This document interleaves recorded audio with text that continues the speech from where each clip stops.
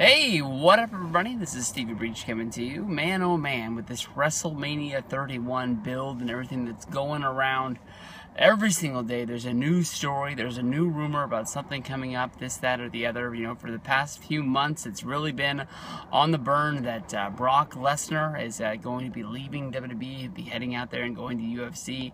Now it seems that, you know, all of the rumors out there is that Brock Lesnar is close to signing a deal with WWE to keep him under contract, to being a sort of part-time, you know, sort of, I don't know, carnival act to bring him out there at the big shows, WrestleMania, SummerSlam, Royal Rumble.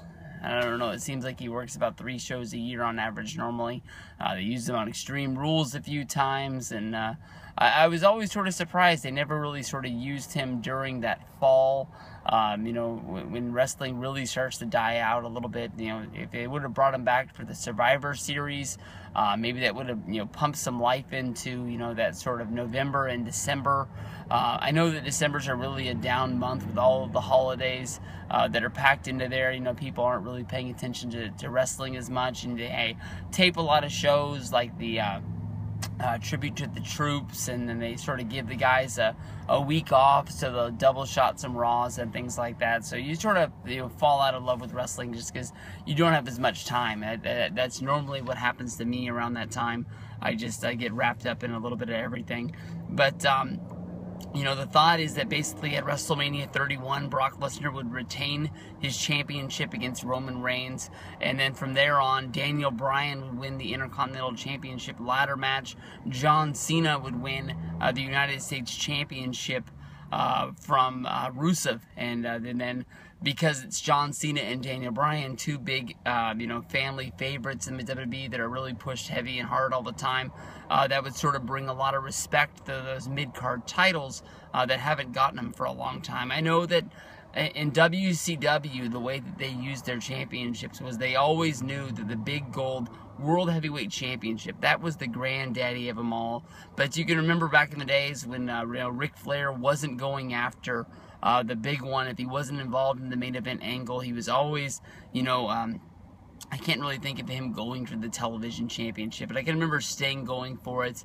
Definitely, you know, Flair had reigns with the United States Championship title, and when he had it, he tried to make it feel like it was the main event championship at all. This would make a lot of sense for WWE to do, because of, you think of the WWE house show schedule, you have your A team, you have your B team, you know, John Cena having a championship match, if it's for the United States Championship, main eventing that.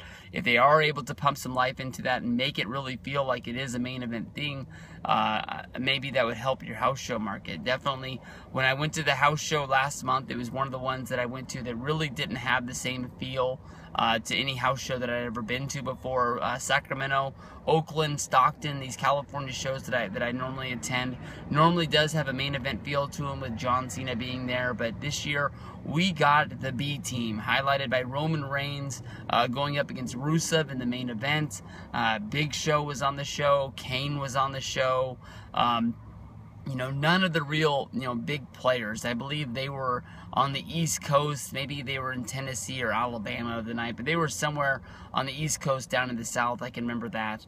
I like this rumor. I think it definitely does make sense. I could see it being pitched in a WWE boardroom of a reason to, you know, to keep Brock Lesnar under contract. Honestly, if it's up to me, I know that a lot of people like the fact that Brock is a part-timer and he brings life to the show every time he comes out, because you hit that music hits and you know that anything in the world could happen at any time because it's Brock Lesnar, and he's a believable guy in his character. With his UFC background, he really could beat up just about anybody he wanted to in that locker room about any time he wanted. But I don't know, honestly, in my mind, I can see too many holes through this contract, or the contract talk. Definitely Brock Lesnar re-signing a deal before he becomes a free agent and talking to Bellator and UFC. I'm sure there's been some sort of, rumors floated back and forth.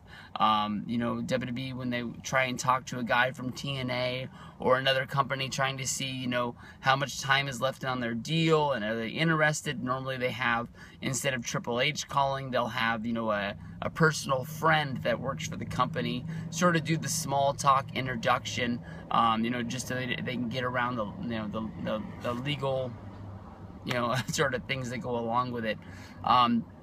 Honestly, in my mind, the biggest way that I see through this rumor is that I think there's a chance that John Cena could beat Rusev at WrestleMania 31. I do think that John Cena getting the win at WrestleMania is a believable deal, but there's no way in the world I see Daniel Bryan winning that Intercontinental Championship ladder match.